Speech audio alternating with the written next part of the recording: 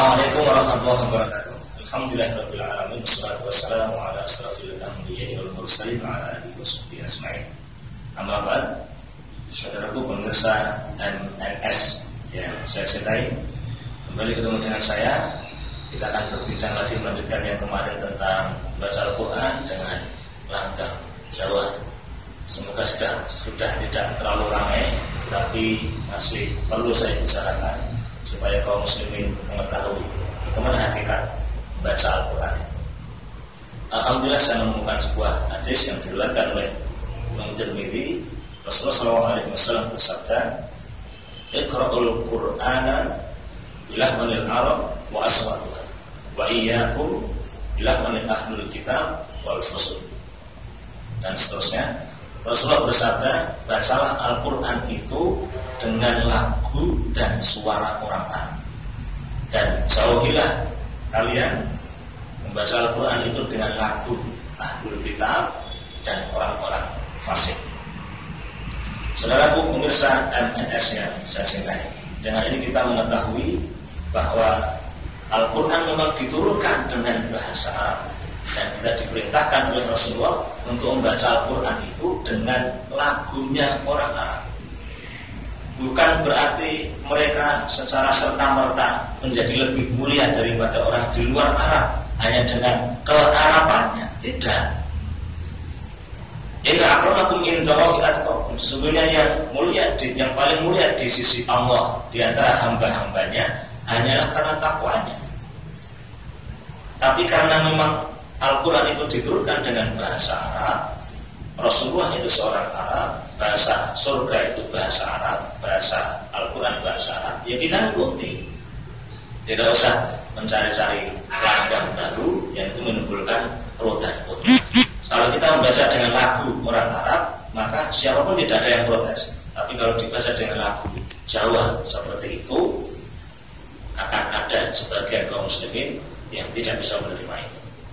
Saya ambil contoh, kalau ini dianggap bukan masalah, bolehkah lagu lain yang dianggap penting di negeri ini, misalnya lagu kemerdekaan Indonesia Raya yang dinyanyikan pada saat peringatan kemerdekaan 17 Agustus, dinyanyikan dengan langgam Jawa, boleh tidak? Aslinya kan Indonesia tanah airku, ana tumpah darahku, dengan posisi sikap sempurna, suaranya keras dan tegas, intonasinya seperti itu, tidak dirubah. Coba kalau dibaca dengan langgam Jawa,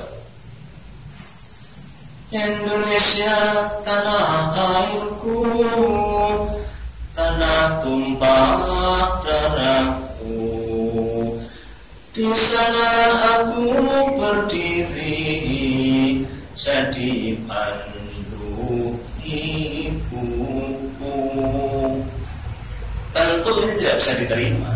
Presiden, para pejabat negara, aparat tidak bisa menerima lagu, menyanyikan lagu Indonesia seperti ini. Nah, kalau lagu Indonesia yang pikiran manusia saja tidak boleh dinyanyikan dengan nada seperti itu, kenapa Al-Quran diperlakukan dengan cara seperti itu?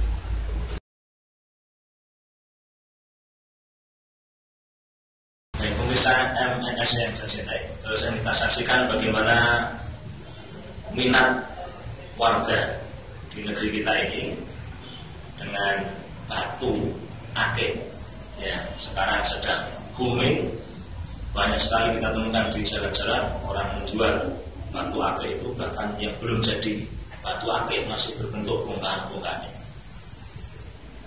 Tidak ada masalah insya Allah dengan hobi kecintaan kepada batu-batu itu, sepanjang hanya dijadikan sebagai hiasan. Seperti seorang laki-laki yang memakai cincin, di dalam Islam yang dilarang hanya yang terbuat dari emas. Selain itu dibolehkan, tentu saja masih terpenuhi adab-adab Islamnya. Kalau seorang memakai cincin, Rasulullah juga memakai cincin, dan beliau menggunakannya salah satu fungsinya sebagai stempel beliau. Dan kita juga boleh pakai cincin, kemudian ada batunya juga boleh. asal itu hanya berfungsi sebagai hiasan semata. Tapi kalau sudah nanti berkembang lebih dari itu, ada keyakinan tertentu bahwa kalau saya pakai batu ini tambah wibawa, saya pakai batu ini jualannya laris, saya pakai batu ini bisnisnya lancar, saya pakai batu ini banyak wanita yang akan terpikat dengan kita.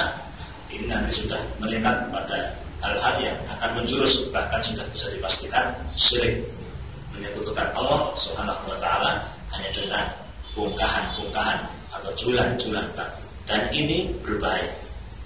Maka saya nasihatkan kepada diri saya dan kepada pemirsa MNS kalian yang saya cintai, berhati-hatilah.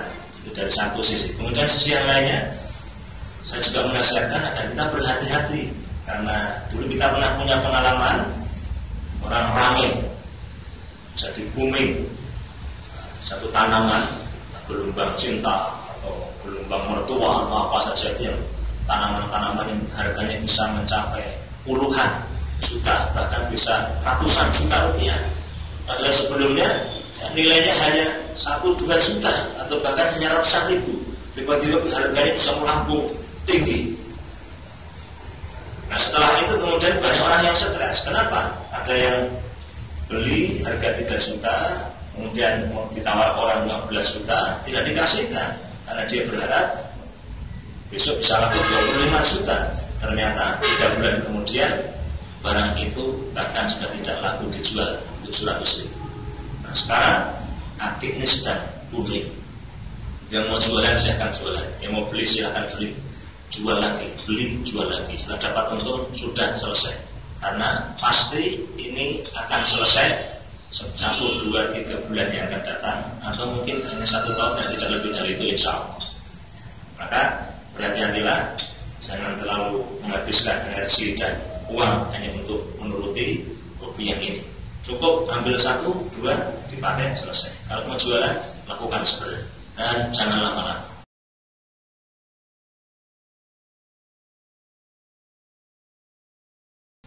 Bersama MNS yang saya cintai, mari kita saksikan tayangan berikutnya.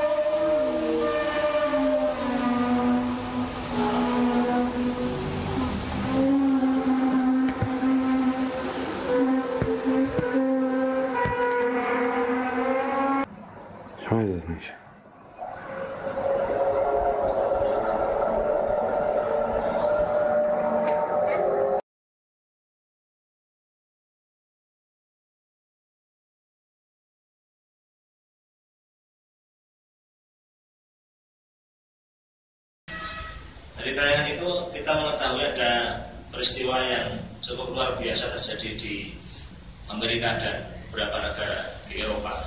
Ada suara yang didengar oleh penduduk di situ keluar dari langit, mirip seperti suara trompet yang tidak diketahui sumbernya dari mana.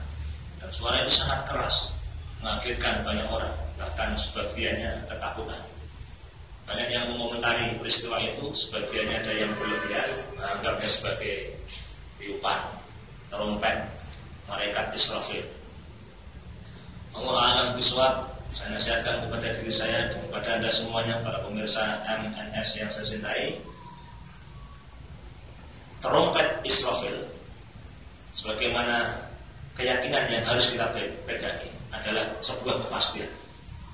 Dan kita mengetahui trompet Israfil hanya akan ditiup 2 kali atas perintah Allah Subhanahu wa taala.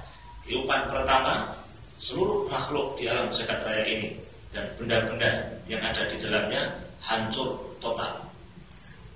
Kemudian tiupan trompet yang kedua, seluruh makhluk terutama manusia akan dibangkitkan oleh Allah di padang mahsyar. Jadi sangat berlebihan kalau kemudian itu dianggap sebagai tiupan trompet Israfil.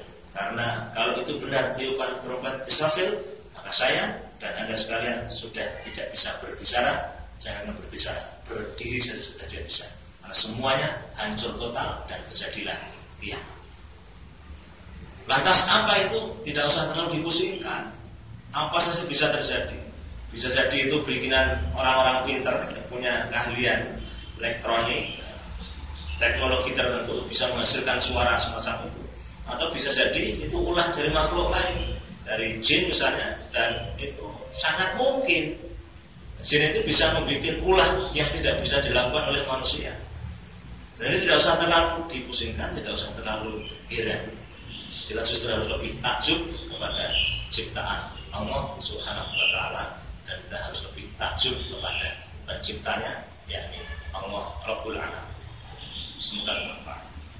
Pemirsa MNS yang saya cintai, demikian yang bisa saya sampaikan. Jika ada berkenan untuk menyaksikan tayangan video ini berikutnya, silahkan Anda subscribe di bawah ini. Terima kasih. Assalamualaikum warahmatullahi wabarakatuh.